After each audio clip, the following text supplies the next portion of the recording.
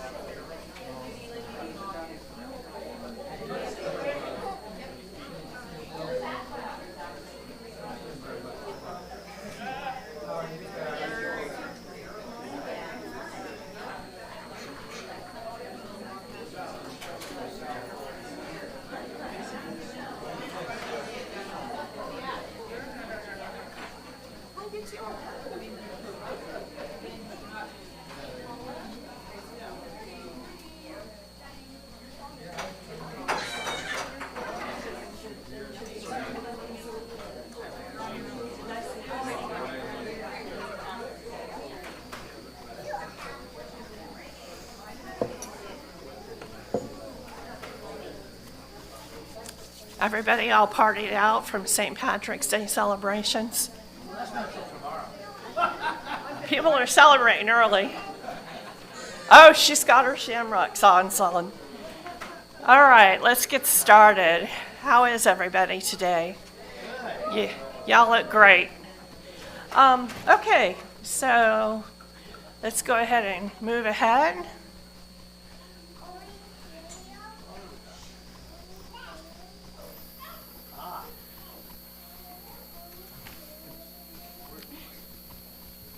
Okay, we'll take a few minutes right now for our committees to let you know what's going on.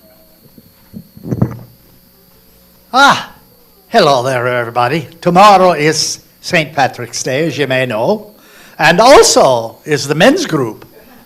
So if you want to come and you're a man, you can come and you can bring something. Or you don't have to. You can share whatever somebody else brings, if they'll give it to you. Because it is St. Patrick's Day. Don't bring any snakes, please. We don't want any snakes on the men's group St. Patrick's Day. 6:30 tomorrow night here. Be there or be square.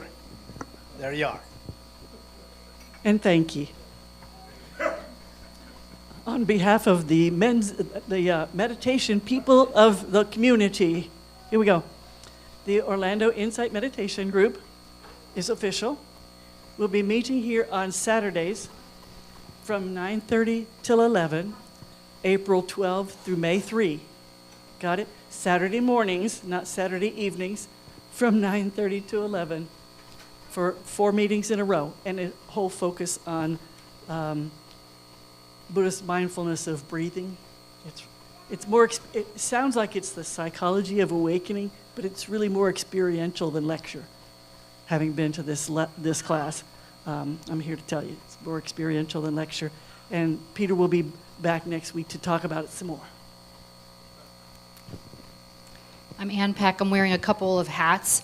The first hat is from the Safety Committee. So everybody's aware, we have decided as a congregation or as a board, and I think it was okay, for the next few months, the front doors of the building are going to lock at 10:40. That allows us then to control the traffic that's coming in. I'm not sure if you're all aware, but some churches this week have been disrupted in their services by folks that don't agree with their ideology. So I'm going to be calling on some members of this community here to be part of our safety team. And really what that means is sitting near the door during service, letting people in, and being aware of what's going on in terms of who's coming into the building. Paula says she'll be on the committee. So, and also just a reminder, our exits are that door there, in the back, and then through the back. Then my other hat is the Finding Your Spark meetings. These are really crucial to our congregation. We want everybody's input, especially around, it's not the only issue, but we will be discussing again, where are we going in terms of having a minister? It's not going to be a short-term thing, but long-term. So as of yesterday, Reverend Kathleen told me that only about 20 people had signed up, and we have almost 90 members. So please look at your email. It came as a special email this week. Please sign up for one. They're an hour and a half. You have a Zoom option. You have in-person. I think there'll be snacks for the in-person one. So I asked you, everybody, to just please sign up and have your voice be heard. Janet, I'm with programs, and I'm happy to say that after the service, we will be having our next New Inquiring Minds meeting. This is our church's discussion group. And today, our topic will be patient-centered care, and more specifically, the ideas of overdiagnosis and overtreatment. And this is going to be after the service in the back building. We usually meet in the library, but just for today, we're meeting in the back building, in the main room. And to access that building, you need to go straight through here, and then you can't use the first door you see. It's going to be locked, but just go a little bit to the left, and in the corner, you'll find a door that's open. And we'll be meeting starting at noon. And I'm not going to be here next week, so I will make another announcement, and that is on April 6th, before the service, we will be, the same group will be discussing the climate crisis. So, thank you. Hi, Lori Hospitality. Again, I'm going to have the sign-up sheet so you have the opportunity to serve coffee to the other members of the congregation. It'll be on the counter after service. And one last call for anyone who took home tablecloths to wash them. I'm still missing half of my rounds. So if somebody could look, if you've ever taken them home, take a look in your closet, see if they got in the way and you stuck them somewhere. Thank you. Lindsay Stroh for our auction, which will be happening on Sunday, April the 27th. I want to thank everybody who has already donated items or contacted me. There are some forms back here if you would like to take one to a business, or if you would like to write it out, but you can just go to the auction website and donate an item right there and include a photograph. This week I went to Italian restaurants and got 3 different restaurants donating, got over $100 worth of certificates for that.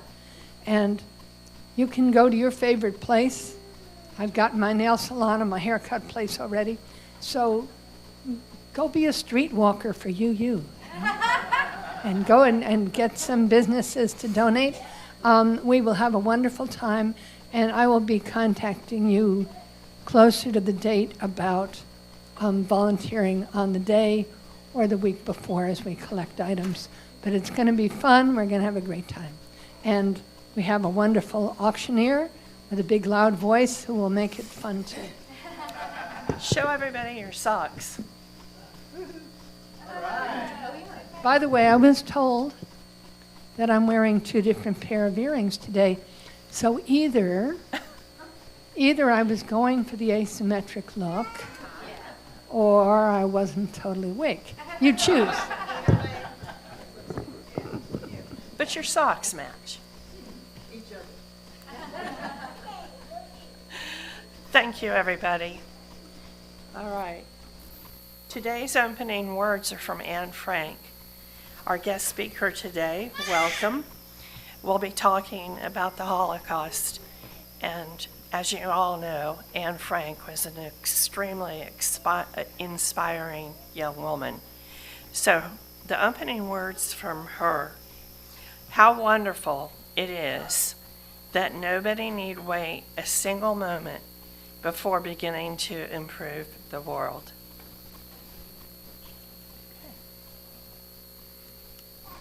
Our opening music is performed by Inclusion. You've Got a Friend in Me.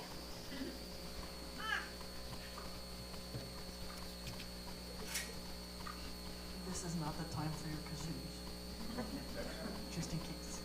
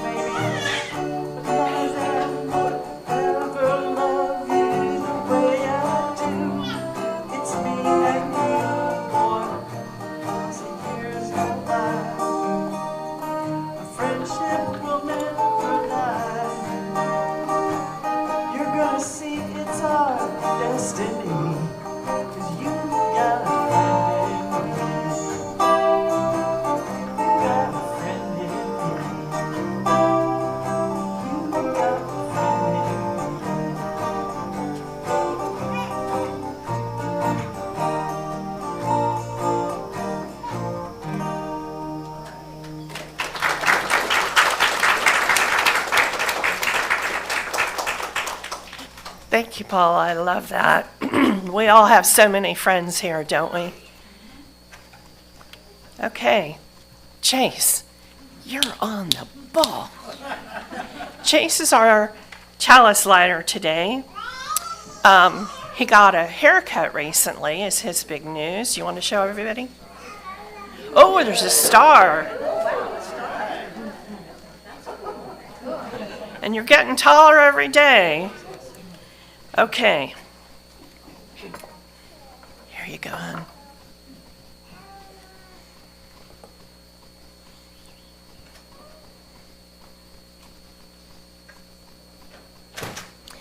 Please join in the light of truth and the warmth of love we gather to seek, to sustain, and to share. Okay, join me in our affirmation. Love is the spirit of the church, and service is its gift. This is our great covenant to dwell together in peace, to seek truth and love, and to help one another.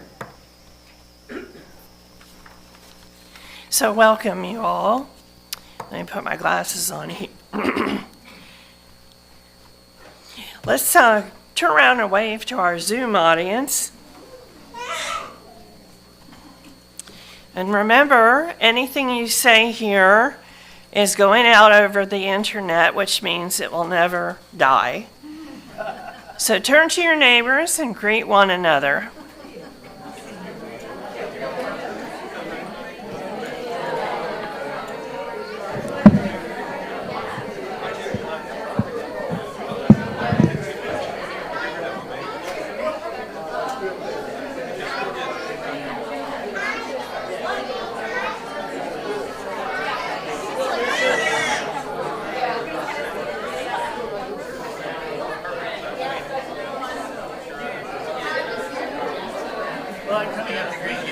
How are you, darling? Good to see you. Mwah. Good to see you. Good to see you.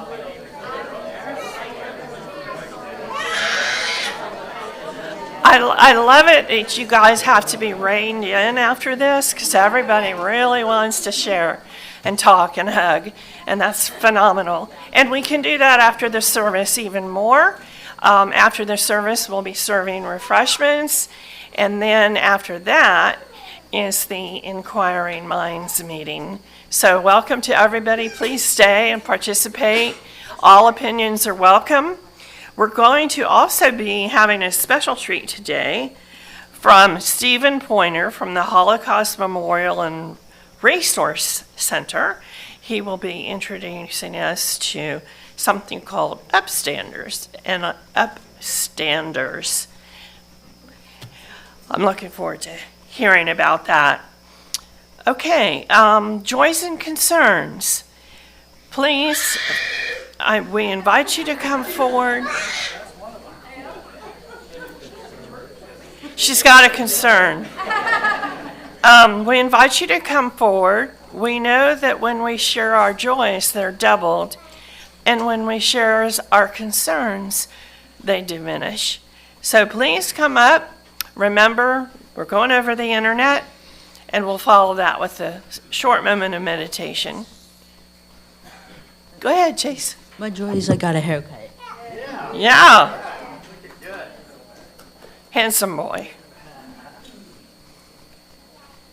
Good morning, David McElroy. My wife, Marilyn Fermanek, was practicing all week, Lean on Me, to sing for you today. And then on Thursday, her voice started going kind of down, and she thought it was allergies. And then yesterday, she couldn't even, croak hardly. So we have a couple of people that we're leaning on today, which is Paula and Lindsay are going to do Lean on Me. And she said she really appreciated it. If you'd keep her in your thoughts, I'd appreciate it.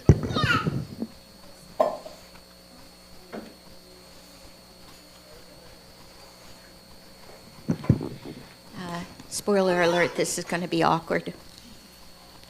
I've been a member here since 2005. If you are a Facebook person, you may well have seen some really nasty things written about me by another person who sometimes attends this church. I hope that those of you that know me do not believe the things that were said on Facebook. For others, I ask that you give me the benefit of the doubt. I am not perfect. I made a stupid mistake, and there is a video to prove it. But I can honestly assure you that I have not been violent, nor am I malicious, and I am trying to handle my problems with some sense of dignity. I thank those in the congregation who have offered me support. They know who they are. I am more grateful than you can imagine. Please do not ask me about the ongoing problems yet, as they are still in flux. Again, thank you to the entire community. You give me the courage and the perspective to face these challenges. Thank you. Joy, we're very sorry for those troubles. And everyone, please, lots of hugs for Joy today. Hello, beautiful.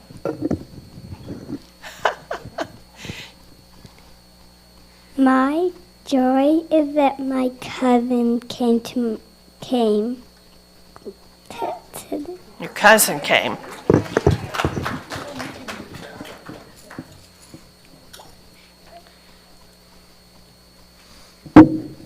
I have a couple today, Martha Kirby. One, I'm just thinking back, it was 10 years ago today that we had to let my husband go, and the support from this congregation was immeasurable. So I'm reflecting on that joy today, joy and sorrow, and yeah, that's enough. My joy is right after service, and maybe Inquiring Minds. I'm heading to North Georgia for my condo for a week. I'm going to have a spring break. Yay. And this is the important one. Amy and John. Hi, Martha. Amy and I will finally be back to Orlando on a Sunday next week and are looking forward to reconnecting with everyone at church. Would you mind doing a joy on our behalf and saying something like, the Mowbrays have a joy that they will be at church next week and can't wait to see us. So show up if you're in doubt. Come on over here so we can be sure and see you. What's your joy?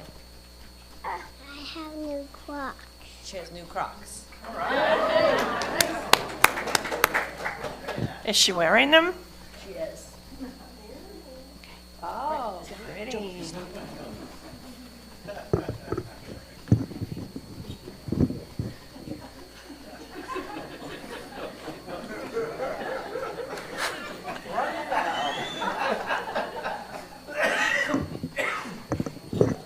Kathy McKeambridge here. Just a day of reflection for me as well. My brother came from Ireland. He was one of those that banished babies to America. And so this was his holiday and for him. So just thinking of him today. And also, Leonard Peltier is needing a lot of medical help.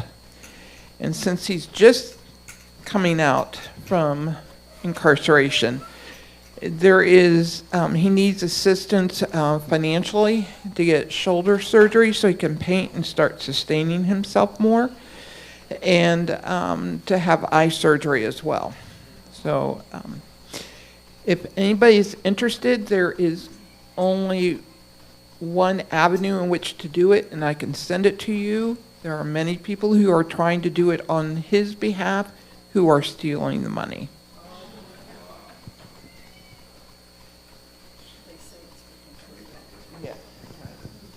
I'm Ann, and my joy is just that I have two of my girls home for spring break, and that yesterday they tried on their graduation gowns, which is only like 6 weeks away. So that's a joy too. Congratulations, you made it. Thank you, everyone, for that wonderful news and for allowing us into your lives. Let's have a quick moment of silent meditation for all that we've heard today and all that are unspoken.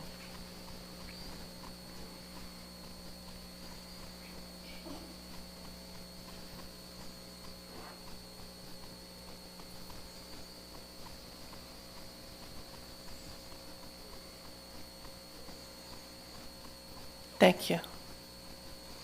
All right, it's time for all ages.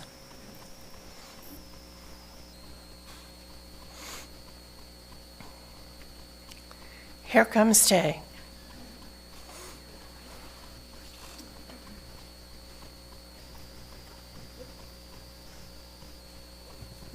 Hi everyone. Today the story is called Amira's Porpoise, submitted by Christy Bushyeager on the UUA website.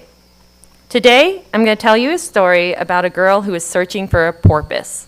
Now, as you probably know, a porpoise is a small mammal in the dolphin family. Porpoises are smaller and shyer than dolphins. They are difficult to find, but they are very important.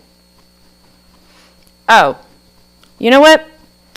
This story might be about finding a purpose, but we will work with what we have. So there was once a girl named Amira, and all she wanted for her birthday was a porpoise of her very own. She wished and hoped and dreamed of a porpoise. She asked her parents and her grandparents, and she told all her friends at school that she was getting a porpoise for her birthday. But her birthday came and went, and she did not get a porpoise. She was disappointed. She wanted answers. So she asked her parents, and they said, "Oh, Amira, you couldn't get a porpoise. That's something you need to seek out for yourself." And Amira looked at her parents kind of funny and said, "You know I said porpoise, right? Like the sea mammal smaller than a dolphin?" And her parents looked at each other and said, "Oops, but you can't have a wild animal for your birthday anyway."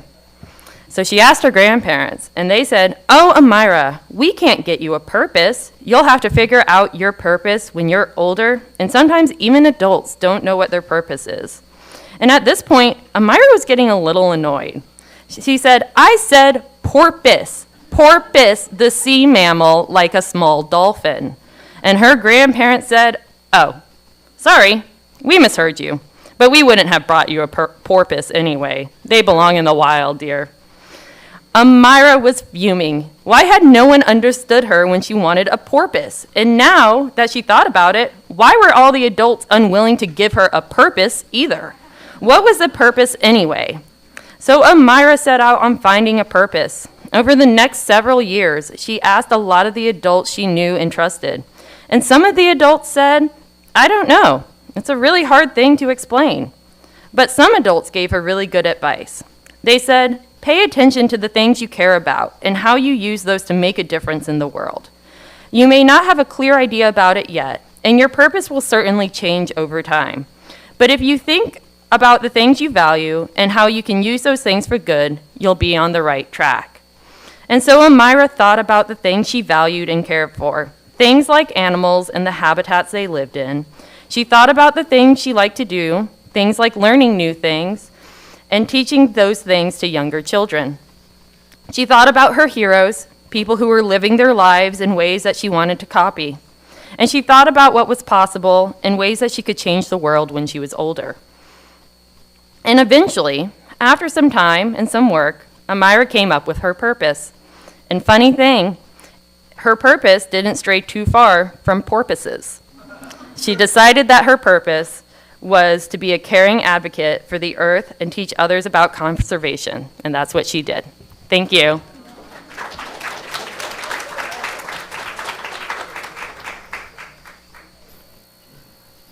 Thank you, Tay. That was a great story. All right. It's time now for the interlude and offering.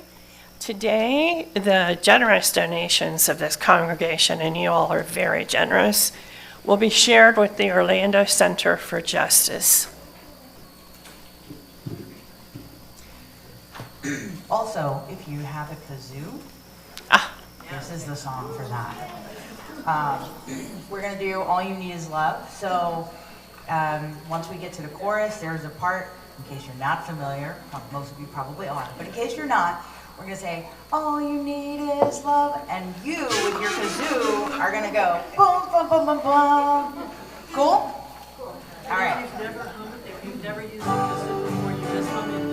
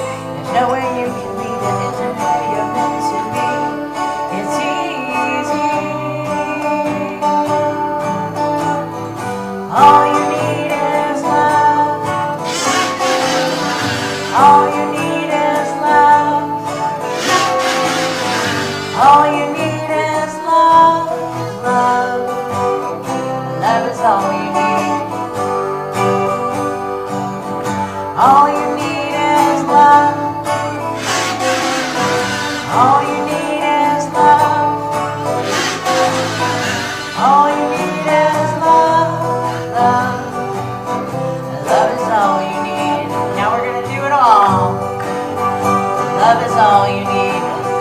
Love is all you need. Love is all you need. Love is all you need. Love is all you need. Love is all you need. Love is all you need. Thank you. You guys are great today.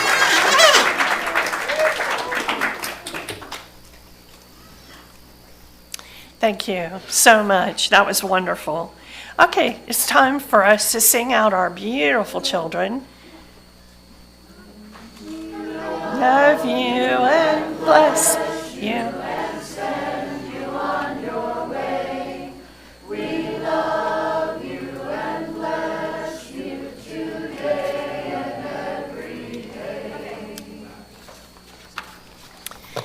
Please join us now. We are going to hear from Stephen Poyner from the Holocaust Memorial and Resource Center. He will be introducing us to the Upstanders.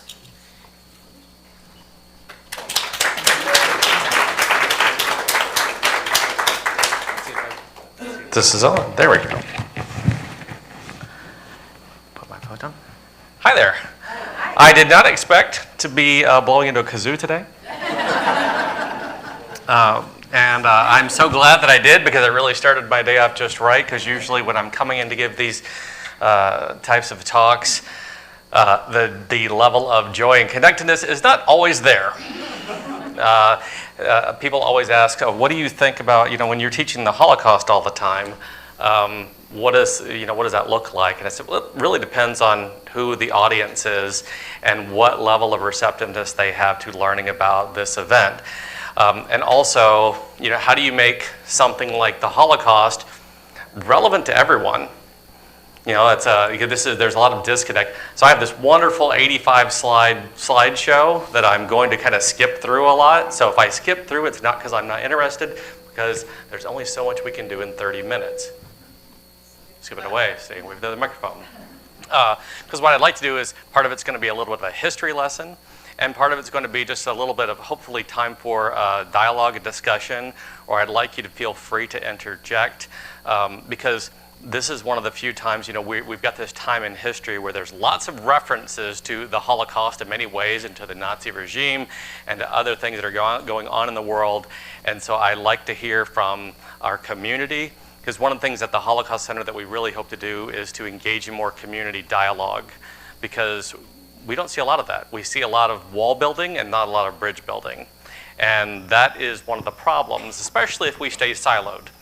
At the Holocaust Center, one thing I always bring up frequently, I said it's great when we have these presentations that we do at the center, but it always feels like, pardon the expression, like we're preaching to the choir, because I've got the same people in the room. So how do I get different people in the room to engage in constructive dialogue that actually helps grow and learn and inform us, so we can continue to grow and learn outside of the four walls in which we're in when we are hearing someone, are we preaching, are we teaching? And I'm great at talking. I have no issue just talking at people for hours and hours and hours and hours, just like any other educator. Matter of fact, I would say my actual position now is I'm the director of education at the Holocaust Center. I started out as the education curator. I actually taught Holocaust studies and sociology for 15 years, and that was my second career. And it has probably been my most rewarding. And not that it really matters, but it does to the community in which I oftentimes engage with, but I am not Jewish. And I say this because I actually have members of the Jewish community who kind of go, would you please tell people you're not Jewish? And it's not because but they want people to realize that there are other people who are speaking out about this atrocity, and they're not speaking out because they're Jewish, because that becomes an issue, or becomes a sticking point with some individuals. Well, you're only speaking out this because you're Jewish. No, I'm not. And I don't speak out or on the Holocaust because of anything other than there's a roadmap that's really given to us by the Nazi Party on how to commit a genocide. And it doesn't start with killing. Never does. No genocide ever has begun with murder. Usually it begins with seeds of distrust and hate and marginalization. It always starts somewhere. And there's a wonderful scholar and doctor, his name is Dr. Greg Stanton, who actually diagrammed out the stages of genocide.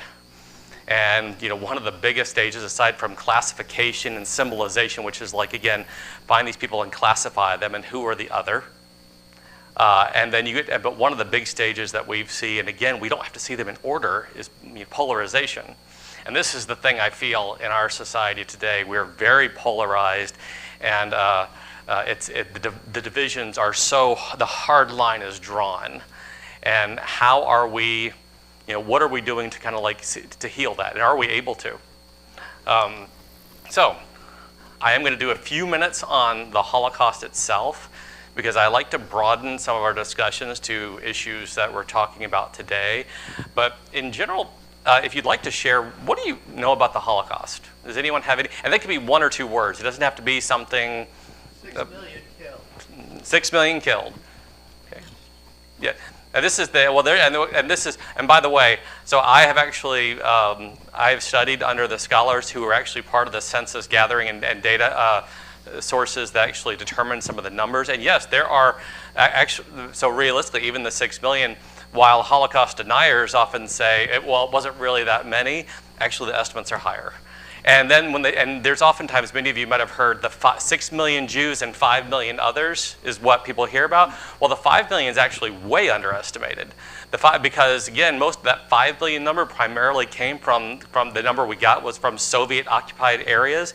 And it's not like we were really chatty and sharing information with the Soviets after World War II. And neither were they sharing information with us, and there was actually a stigma against viewing this any suffering at the hands within the Soviet Union.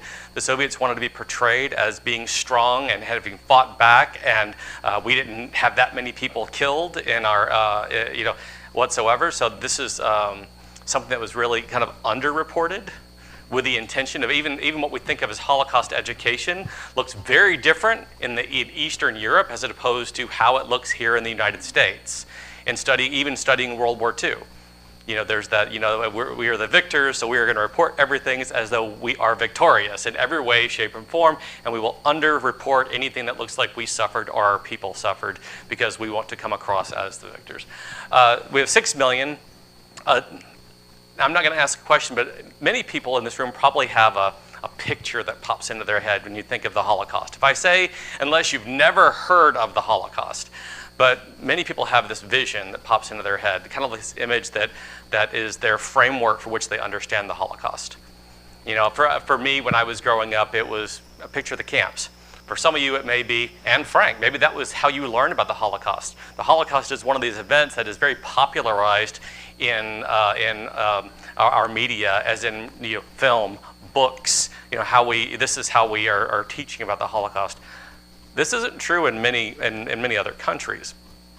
It is not in the American mindset. How we digest media informs a lot about what we understand about the world around us. There's good and bad to that. We oftentimes, the Anne Frank references are often really common. And one thing that I try to do in schools to say, in our school districts as well, is give them other resources, because while Anne Frank was a voice, it was not the common voice. Most, even kids were in hiding, they didn't get to sit and write novels. They didn't get to have these long, drawn out, and they weren't writers. Most of us, if we diary or we write, it's today I woke up and had some food, and then I got and mom yelled at me, and then dad yelled at me, and then my sister stole something out of my room, and then my boyfriend dumped me, and really simple things. Unless you're a writer, and that is how you get things out. And again, I'm not speaking for everyone, of course, but it wasn't most of the common diaries that you read from the Holocaust are very simple entries. And actually, I would argue are easier to digest, especially for teaching the youth about the Holocaust. They're very simple reads. I think there's many powerful stories to learn from when we think about the Holocaust. The definition that we use for the Holocaust, this is the accepted definition by the United States Holocaust Museum and Yad Vashem, which is the Holocaust Memorial Museum in Israel. The Holocaust was the systematic state-sponsored persecution and murder of 6 million European Jews and millions of others by the Nazi German regime and their collaborators. The Holocaust was an evolving process, and this is key for me. evolving process. The Holocaust did not happen overnight, and most genocides like it, anything in the like, don't ever happen overnight. They never do, just like when we start seeing, we have discussions, and that's why I really caution people against oversimplification when we talk about things like the Holocaust. Do not compare every action to the Holocaust, but you can say there are seeds of it. There are seeds. Great quote. People often say, like, here, I'm going to ask this. Why is it important to learn about the Holocaust? So it won't happen again because most people say because we don't want history to repeat itself. This is my favorite. There's a quote that's often attributed to Mark Twain, and whether he actually said it or not is still up for debate. But history doesn't repeat itself, but it often rhymes. Because if it fully repeated itself, we'd see it. You actually, it's more crystal clear that it's repeating itself exactly. But if it just sounds like, feels like a little bit, then it's easier to ignore the nuance. So this is kind of what I always challenge you to challenge yourself and your own thoughts every day. This speaks to actually, I think, everything I've heard here when we engage with other people. We oftentimes, we even use our own form, and I use the term, not prejudice, but we use our own prejudices to inform, on how we engage with people. And it's usually if I see you and I, am able to like start conversing with you, I might have an image in my head that, I know how you are, and I'm going to come at you rather than, with you. And I guess these are our goals of how we try to unfold when we're talking about history, the Holocaust, how we engage with people. So I am really particular when I talk about the Holocaust. I start at the end, and I'm going to tell you a little story. I took my daughter to the United States Holocaust Museum. Now I've gone and I've actually studied there. I've studied Yad Vashem. I've been to all the camps. Actually, I just went for International Holocaust Remembrance, was at Auschwitz, and they had King Charles there, they had Vladimir Zelensky there, they had every European leader was there. It was a very powerful event, but I didn't care about any of those people. What I cared about was hearing from the victims and their stories, and I really appreciated that at that event, that's who spoke. All of the leaders didn't get a chance to get up and give their political rhetoric or talk about their things. The people who were at Auschwitz were able to share their stories.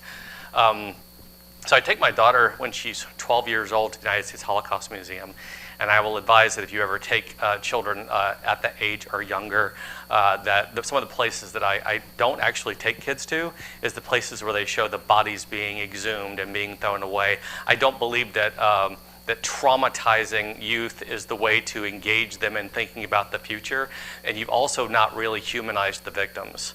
It's still part of a dehumanization process. But I mean to shock them. I want them to see and to understand. I said, well, I'm just curious. What do you think they understood? Well, that bad stuff happens. I said, yes, and. I said, so again, let's go beyond that. Can you not understand that bad things happen by actually, hearing stories from people? Because I know many kids today, and I'm saying kids today, adults today, can interpret media in their own way, and when they just see a picture, they can disconnect from it. They can say it's not that bad. They can say, well, maybe this is fake. Heck, with the AI world I'm very much embracing and also terrified of. It's both. I'm both. But I take my daughter and I say, now look at the shoes. And I don't tell her to look at the shoes and think about 6 million Jews being murdered. I said, just look at the shoes and tell me, what do you see? What do you see? And I don't inform her beyond that. Because I can always guide her and push her towards what I want her to, what I want her to talk about, what I want her to see. But that's not going to really help her want to engage any further than that. And I want you to think about how this applies in the broader context of when you engage with someone about difficult topics. What are you trying to do? Are you trying to get them to see your perspective? Or are you trying to actually get them to think? Again, if you learn nothing from me today, and you already know all of this today, I hope at any point in time, I hope the one thing I hope that you do is it just gives you pause for question when you leave, and that you want to continue just learning more in some way, in whatever way it appeals to you. But my daughter, she looks at me and she says, Dad, I see a shoe. I see it. And what she saw was not this shoe. This is another picture, but she saw a ballerina slipper. And she says, and she looked at me and she says, maybe she looks like a shoe for like a little girl who was 6 or 7 years old. I wonder what she was doing. Or I wonder what she did. Well, why was it so important? Why did they take her? I mean, what was she doing at that? Was she, at a recital? Was she playing dress up? What was she thinking about? What was, was she dancing for her mother and father? And then what was she going to be? And what did she do that made her, so bad that they had to take her away? Because this shoe was found at Auschwitz, which means that she came by train and was taken and put into a gas chamber and murdered, or died of starvation, or died of typhus or some kind of disease, or some kind of abuse in some way, shape, or form, or possibly even the parents having to kill their child for the purpose of having them not suffer. This was really common. But what she did is, now by the way, I'm a big baby, and I began to just cry incessantly because I'm sitting, my daughter's having this deeper thought than I ever thought she was going to at this moment. And what she did was she individualized the victims. Instead of looking at this big pile and this big mass of shoes, she saw one person. She saw an individual. And I hope that we always, whenever we think about these things, is looking beyond the group and think about the person. Because that's, what really is important. We show people, we say big numbers like 6 million, millions of people. It's so easy to disconnect from big numbers like that, statistics. How do we translate statistics into people? Because this is what it affects, is people. Last year, I was diagnosed with kidney cancer, and I thought, wow, I'm going to become a cancer statistic. This sounds great. I'm so excited. And I'm actually I apologize, I'm a little bit of a sarcastic person. I deal in Holocaust education, so I see lots of different types of things, and the way I handle it is that I mask through sarcasm. And so I'm like, oh, this is so fantastic, I can't wait, and hope I wake up tomorrow. And eventually I had my kidney removed, cancer's all gone, we're all good, I got my things to be thankful for, so I'm actually I have many joys in my life, and I wake up every day and I think of 5 things to be thankful for, and I set myself a daily intention. This is how and because I'm dealing in difficult history every single day, and again, this is not an easy point in time in life to be talking about the Holocaust because of things that are going on in the world today. That's made it challenging, but I'm not talking about the Holocaust for that purpose. So I never use myself I never use anything I'm teaching about as a platform for anything other than talking about being good people in our world today. The luggage, glasses. It's really easy to look at these things. And when I say the term 6 million Jews, well, this is a book that has the word Jew written in it 6 million times. Just the word Jew. That's all that's in here. 6 million times, not on one page, but through the entire book, is the word Jew written 6 million times. Now, I would challenge people to say, whatever you are, male, female, whatever religion you are, whatever ethnicity you are, whatever your background may be, imagine, I say this, say that and there are people who feel this way, well, I'm not Jewish. Does that matter? No, this isn't really the thing. It shouldn't matter, because take out the word Jew and supply it with whatever part of your whatever trait that might be part of who you are.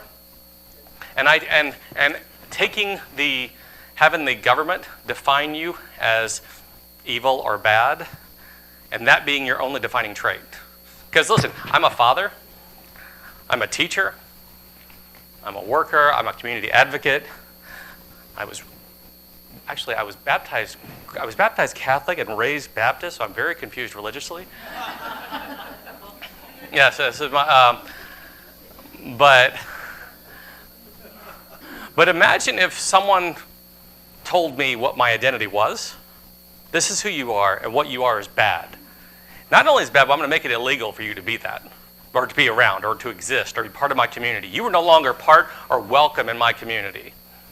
This happens all over the world. It's happened in our own country. It's happened, and I'm not getting into political things about this. We're not going to have political discussions. But no matter what, there is no way this winds up good for any group. And I say anybody. If you make it okay for one, you make it okay for all, period. The end. That's that. And that's challenging, because we all want, people like to have we like to have a scapegoat or a reason or someone to blame. That is, I almost think it's a way human nature. We used to have a friend of mine who taught anthropology, and we used to have conversations about hunter-gatherer groups, and the idea of somebody showing up, and you were in your small tribe in your group, and somebody new shows up who looks completely different and acts completely different, and oh my God, they're going to take from us. And if you take from me, then we're not going to have enough for us, so you're bad. You don't belong here. We are in a very pluralistic, very large country. We are an experiment. I mean, we really are. We are, and things aren't pretty. That's as far as I'm going to go with it. But polarization is a stage of genocide, and this is where it leads to. This is where it leads to, period. So, are the lessons relevant? What is our role? I don't know. Honestly, this is the complexity and nuance of what our role is, and I'm not going to skip through, but I try to humanize victims before. Like when I talk about the Holocaust, well, Jews are evil, Jews are bad, Jews look this way, Jews are trying to, Jews have all control of the money, Jews are, they're subhuman, or they're taking over the world. Well, you know what? Jews are just people. They look no different than any other German that was living in Nazi Germany at the time. But we use and see things like, and I'm going to kind of skip past anti-Semitism. Oh, this is actually from a Jewish cemetery more recently. Jews get out, what that says, by the way. This is in our own community as well. This is actually in Florida, just from the past 2 years. Projections on our own buildings. And if you think they were only talking to Jews in these projections, no, they were not. They were not just talking to Jews, and these were not always just a handful. This was throughout our state that this occurred. So, the Holocaust, we'll actually say, starts in 1933, and it doesn't start with killing. It starts with, removing Jews from society bit by bit. If you ever get a chance, you read or watch if you like videos, if you prefer videos, look at the Milgram experiments, which talk about it's the idea like starting small. You start with these little toggle switches, and it's a teacher-student type of setup where they had the person asking questions of a student. When the student gets a question wrong, you give little micro shocks, but they increase over time. The student is faking that they're being shocked. It's not real, but the teacher doesn't know that. And basically, what percentage of people would actually do something, what we consider evil, to shock someone to death? It was 67% of all who participated in this experiment they did this 7 times, would shock someone to death. But what it took was a little bit of cajoling, a little bit of manipulation, but also getting people to kind of get used to it. Like we build up, and there's kind of like this titration type of like leveling where it goes up, and eventually it's just normal. I can't. Only adults in the room will get this reference. In the 1980s. If I went back in time and I told someone in the 1980s that I'd have a device on me that actually listened to everything that I said and tracked everything that I did, 1980s, even young 1980s me would say, "You're crazy. That's insane. No one would ever do that. That is some kind of like formal like this is Big Brother stuff beyond and now we all have it. I've got a ring on that tracks my movements. I got my phone. I have devices in my house. God forbid we have a Gestapo state ever come out, because we've got it right now. That's as crazy as I'm going to get. But people can listen to everything that we do. My steps, everything I breathe, everything I do or say. So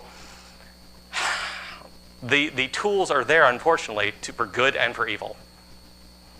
However you want to define those two terms, because these are kind of oddly, when people say evil, I go, well, what is evil to you? What is good to you? And then we oftentimes talk about the Holocaust in these big things when we see white supremacists marching in the streets. People who are marching, we've had people protest the Holocaust Center. And the things they say to the children in the Jewish academy next door, when I have a 7-year-old coming up going, "What did I do?" You don't think my blood boils? You did nothing. You didn't do anything. Don't worry about them. They don't know what they're talking about. And this is where I kind of say, but that's typically once every few years, and thank God it is. I mean, that's only that. It's not every day, all the time. But what we do encounter frequently is, I mean, talking about something like the Holocaust or racism or anti-Semitism, is we're at a party, we're at an event, we're online, and someone says something, posts something, does something. Because this is not what everyone's dealing with, and we're looking at, again, like things like the Holocaust. We're not, typically seeing the exact same things, but, we do see signs posted. Well, how do you engage with someone who has a sign post that says, don't trust Jews, Jews are bad? Replace Jews with something else, however you want to see it. Or don't do business with them. They're the downfall of our economy. These people don't belong here. How about this? Propaganda books that are passed out. This is the poison mushroom, showing how Jews are evil. They're all bankers. The Jewish Star. You can identify the Jewish nose. Propaganda type of materials that are put out. If you're taught long enough, what informs your worldview? If you have a certain perspective, odds are it was informed by how you were raised and how things affected you over the years. We all like to believe we're individuals, but at the same time, we are a product of everything that has been poured into us over our lives. And in 1935, they passed the Nuremberg laws. These are the laws that actually to show you who's a Jew. This is actually what we're looking at here. You're a full-blooded German. If you have one Jewish grandparent and a half, you're Mischlinge. This is like a half-breed. This is the half-breed section. When I said that's what they call it. That was the term. Mischlinge is mixed or half-breed. And then if you are a full-blooded Jew, if you have three or more grandparents who were Jewish, and this is how they defined if you were a Jew or not. And if you were a Jew, you weren't a citizen. Period. That's the definition. Didn't matter if your grandparents fought in World War I or actually fought in the unification of the Franco-Prussian War and actually brought Germany together. That didn't matter. They were Jews. You're a Jew. But I converted and I got baptized, and it doesn't matter. You're a Jew. And you're an enemy, and you no longer belong to this country anymore. This was the Nuremberg laws. 1938 is when we really start to see the violence erupt. Now, everything I've talked about up until this point has all been words. It's just words. Calm down. Don't be so sensitive. It's just words. Words never killed anybody. This is what we call Kristallnacht, the night of broken glass. And these are just little quotes I'm going to leave up here on the screen.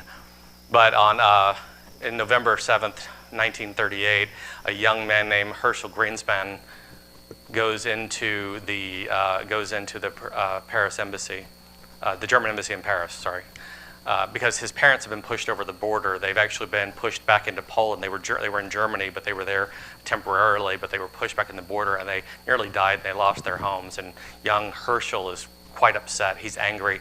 And he was actually living in Paris, homeless at the time, and he's angry, he's upset, and he feels he has to do something. So he goes into the embassy, and he has to speak to someone, and this young man, another young man comes down named Ernst von Rath, and von Rath actually comes down and Herschel shoots him. He's portrayed as some kind of attack against the German people. It's reported in the paper as that. And that night, November 9th and 10th, becomes known as Kristallnacht, where the police, not the German military, okay, but also members of the SS and the Gestapo at the time, start raiding homes and target Jewish men by putting them into camps. Like this is where we start seeing establishments, actually more Jewish concentration of individuals in Dachau, which is one of the camps.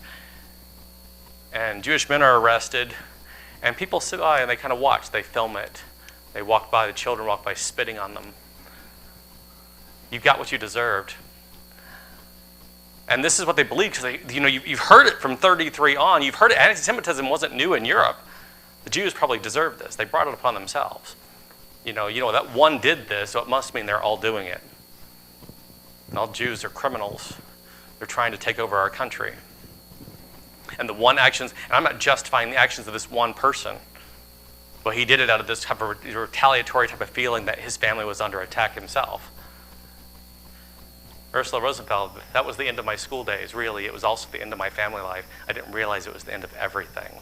This was the signal to most Jewish people that things weren't going to be getting any better. This is the point where we start saying it's too late, by the way. When I talk about all little things, this is the too late point. This is well past we can do anything. How we've had, because not everybody in Germany was a Nazi. Not everybody in Germany was someone who was overtly targeting Jews. The issue is just like many other genocides, many other genocides. What we see before ghettoization, before the selection process at camps, we don't have time to show this video. Before all of this, we see just basic divisions happening, and also about 85% are just people who are just bystanders. It's glad it's happening to you and not to me. Oh, and or through ignoring it. It's not my problem. I have to take care of my own. And again, here's the thing: is I can't say that I wouldn't protect my children. Honestly, if I'm being completely honest with myself, there are elements of my personality. If I'm being completely honest, I don't know that I would always have done the right thing. If I'm going back into my personality and who I really am, I can be very altruistic and come here and lie to you and go, yes, you've got to do the right thing all the time, no matter what the consequences. What's the right thing for you and your family? What's the right thing what does it mean what does it look like to do the right thing? And you hope that you'll do the right thing under circumstances, but this is actually a point of almost too late. When you hear Anne Frank's story and the story of Meet Geese hiding her family and protecting them in the secret annex, when you hear stories of people of partisans and people actually smuggling people out of camps and out of ghettos, this is almost the point where the most people you're going to save is a few thousand. You're not going to save the millions. Where it needed to really change, where people could have said, I could speak up right here, right now, when I know that my life isn't in danger, this is the time to speak up, not after we've gone past the point of no return. So what does that look like? And I'm going to finish up with this. Taking a stand looks different in many ways. We talk about protests. We talk about speaking out against anti-Semitism, against people who are white supremacists on the streets. But what about the little things of just conversationally engaging with people who think differently? And I'll give you my father as an example. My father's an out-and-out racist. And my choice was cut him off, disconnect him. I never want to talk to you again. It's so much easier. But guess what? Fixing the world isn't easy.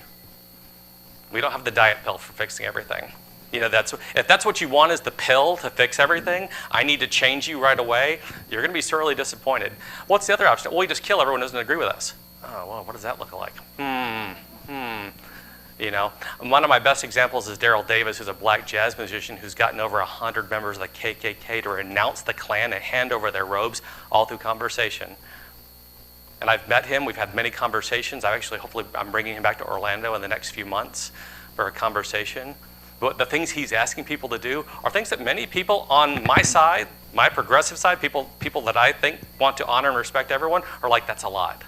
You're asking me to do a lot. You're asking me to come to conversations with racists with a sense of curiosity. Oh my God, without having to defend and talk at them and tell them my beliefs. He said, yeah, but who are you changing? Are you changing their mind? It requires you planting a seed, right? If you want to teach your children the right thing, typically just telling them doesn't always work.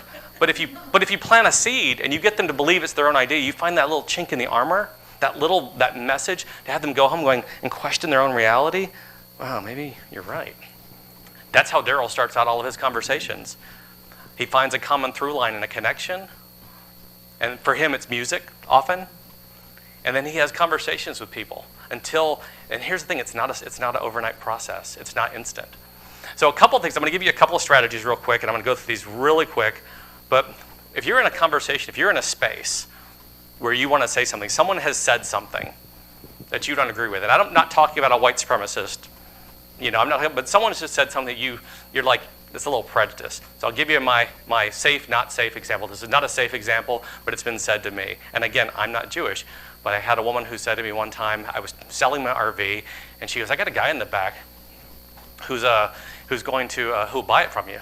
But whatever you do, don't let him Jew you down. Yeah. So now I work in a Holocaust museum. Most of my friends are Jewish. I have a large group of friends, but I could have come at her. But what I did is I decided to take my own medicine and use my own strategy. And I said, this is not my strategy, by the way. This is a sociological and psychological type of strategy. But one is to assume good intent. Is she a bad person? And as the woman I'm talking to, do I think she's an out-and-out racist and a bad person? Now, many of you could say yes.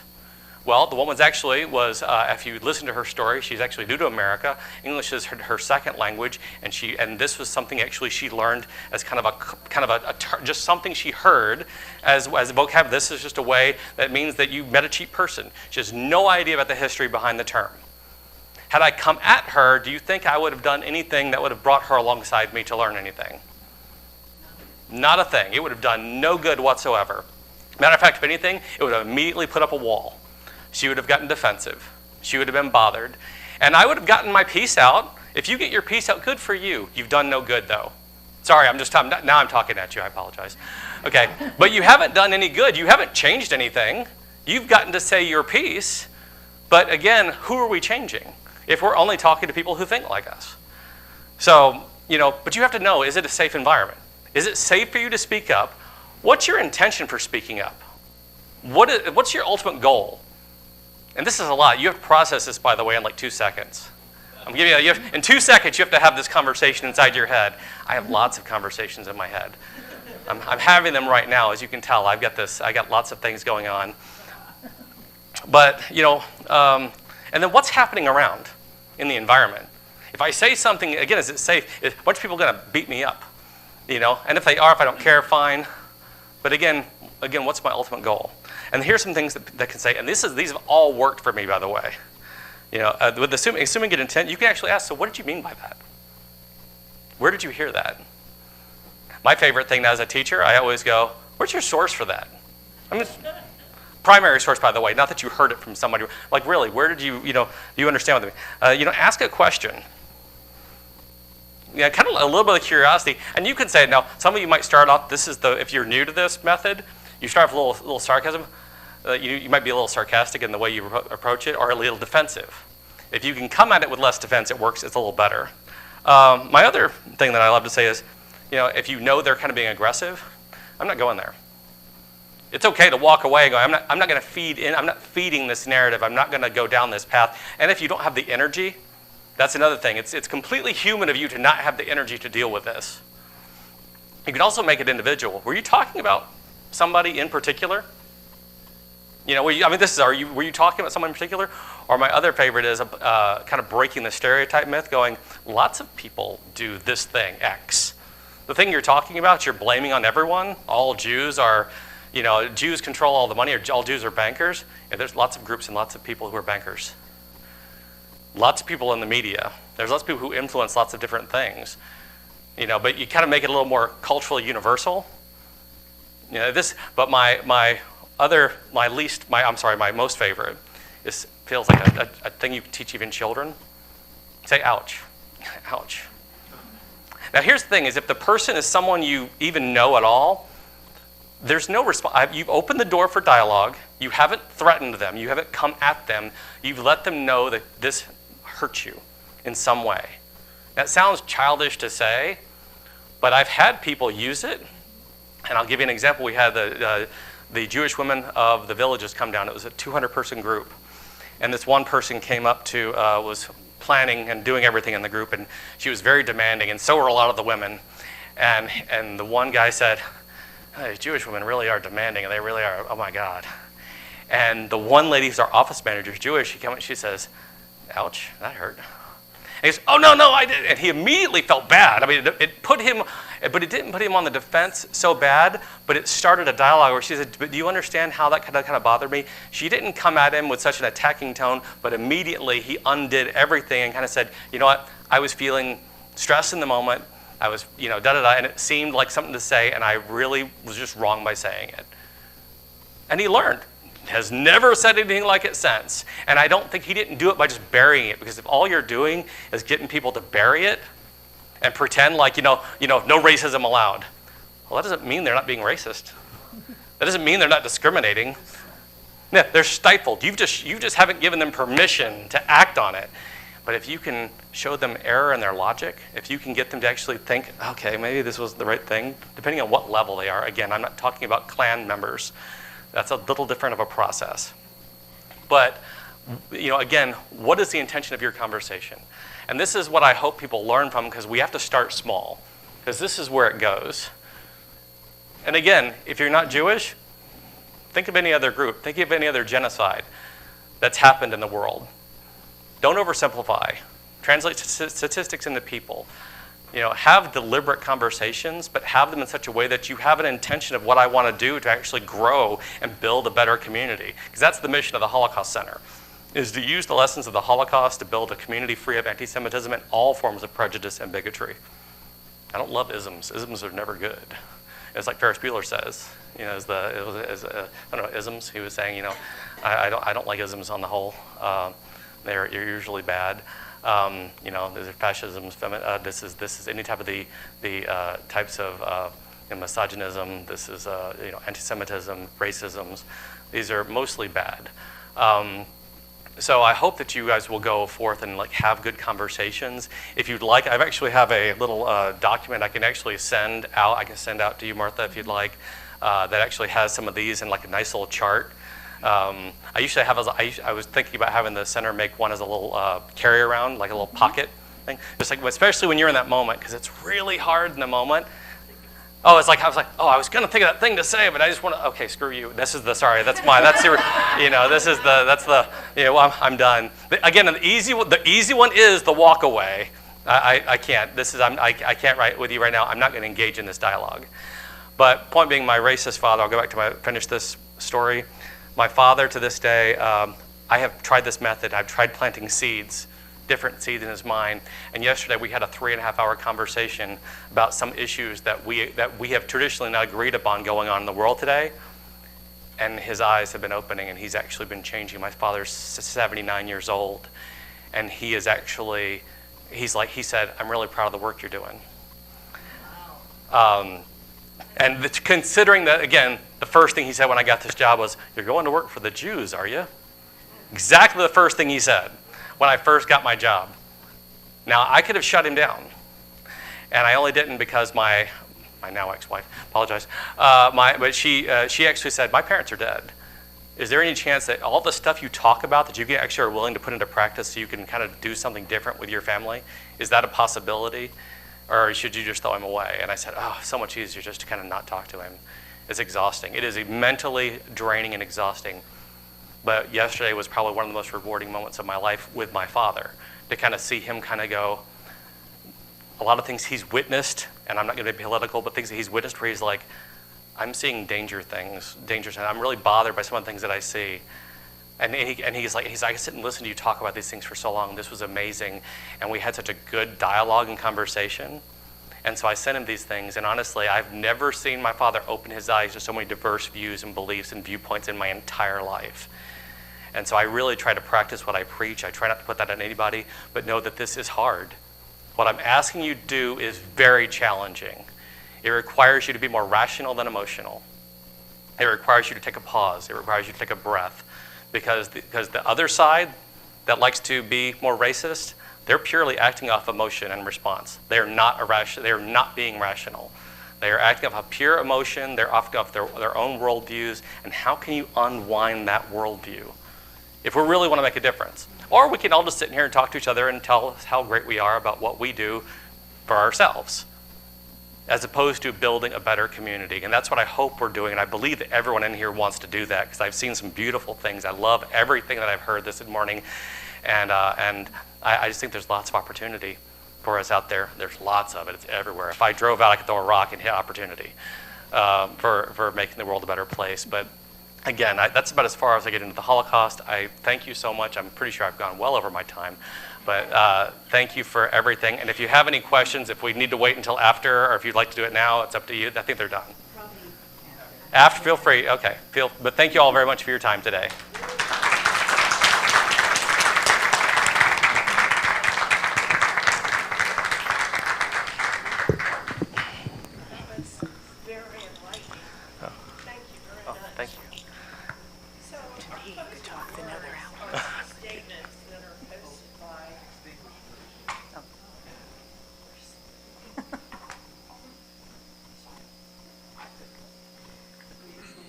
extinguish this flame, but not the light of truth, the warmth of community, or the fire of commitment. These we carry in our hearts until we are together again.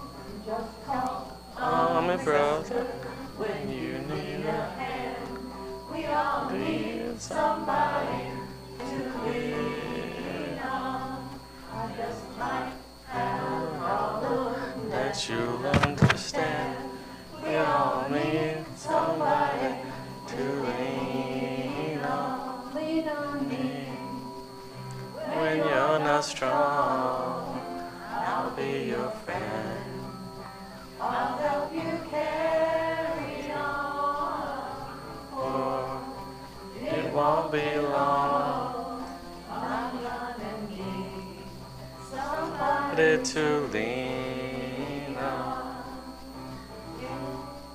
There is a love you have to bear that you can't carry. I'm right up the road, I'll share your load. If you just call me, just call on your brother. We all need somebody to lean on. I just might have a problem that you understand. We all need somebody to lean on. Call me, call me, call me. Call me.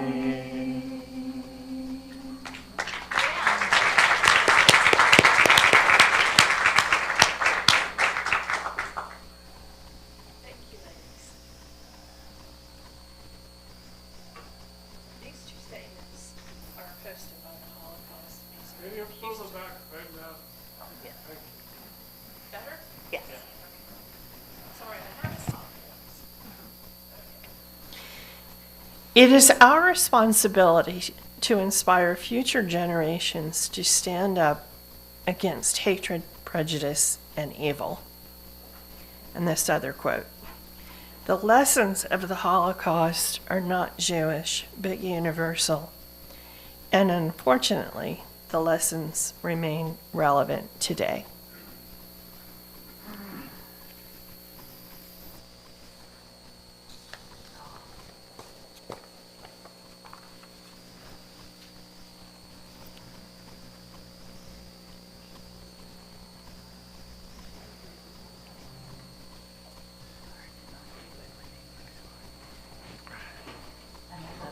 Lead on time, so if you all want to start getting your coffee and drinks during most of it, by all means.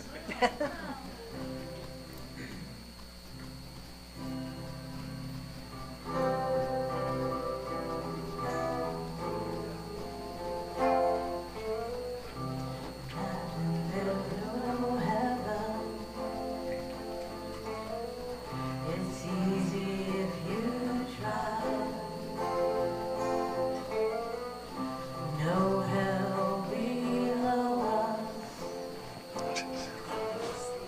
Above us only sky. Actually, I just sent it to Martha.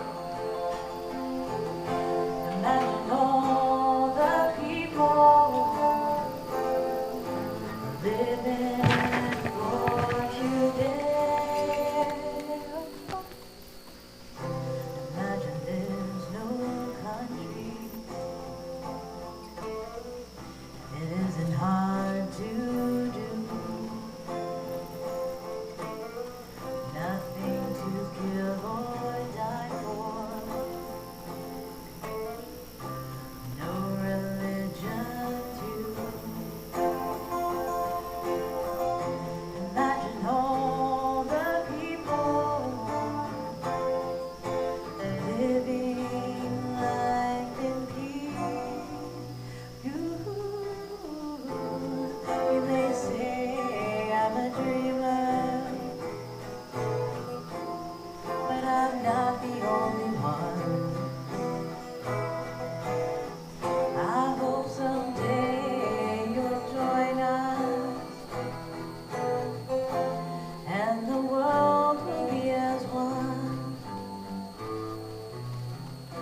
Imagine no possession. I wonder if you can. No need for greed or hunger. A brotherhood of man. Imagine all the people sharing all the world. Oh, you may say I'm a dreamer, but I'm not the only one. I hope someday you'll join us,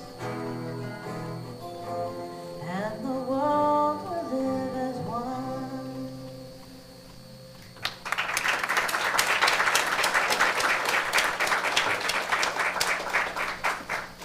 Thank you. That was the perfect ending.